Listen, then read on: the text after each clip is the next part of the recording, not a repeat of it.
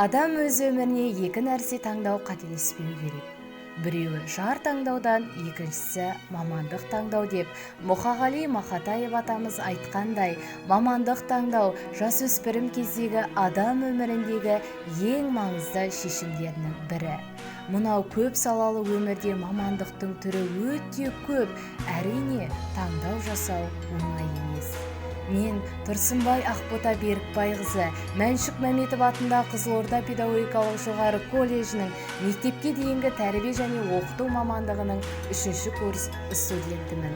Мамандығымның атауы айтып тұрғандай, балаларға тәлім-тәрбие бере білетін отбасынан кейінгі екінші анасы, әрине ол тәрбиеші.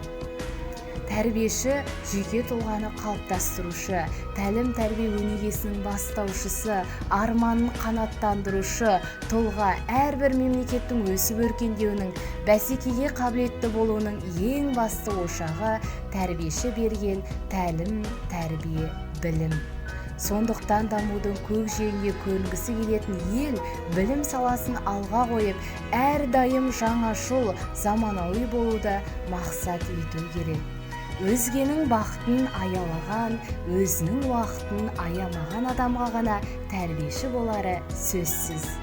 Тәрбиеші болатын адам өзінің мінезін, жүріс-тұрысын жөнге салып, балалар іс-әрекетін дұрыс ұйымдастыра білетін, арнаулы білім, білік, іскерлік дағдыларын меңгерген, баламен еркін, жақын тарта сөйлесе білетін, адам өзінің көз қарасымен, ым-ишарасымен де өз ойын балаға жеткізіп, тиісті жерде қатал талап қоя білетін, кейде әзілдесіп, тиісті жерде көңіл аудара алатын шебер тұлға бола білу. Елбасымыз Нұрсұлтан Әбішұлы Назарбаев ел келешегі жас ұрпақ тәрбиесіне тікелей байланысты деп атап көрсеткен болатын.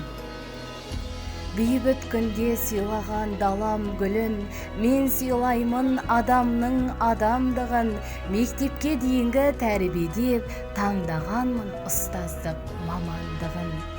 Өткен шаққа келмейді алаңдағым, өмір өзі үйретер маған бәрін, кәсібімді өзімді ұнатамын, оған дәлел алғашқы қадамдарым.